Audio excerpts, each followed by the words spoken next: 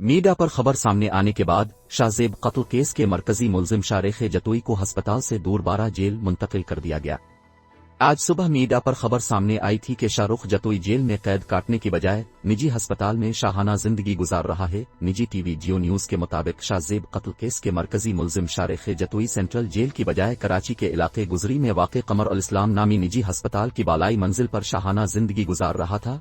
निजी अस्पताल को शारेख जतोई के अहल खाना ने किराए पर ले रखा था। शारेख जतोई को महकमा दाखिला सिंध के हुक्म पर जेल से निजी अस्पताल मुंतकिल किया गया। शाहरुख जतोई की जेल से निजी अस्पताल मुंतकिली के पीछे सिंध की बासर शख्सियत का मुबैना हाथ है। मीडिया पर यह खबर सामने आने के बाद शाहरुख जतोई को दोबारा जेल मुंतकिल कर दिया गया। याद रहे कि शाहरुख जतोई ने दिसंबर 2012 में शाहजेब को फायरिंग करके कत्ल कर दिया था।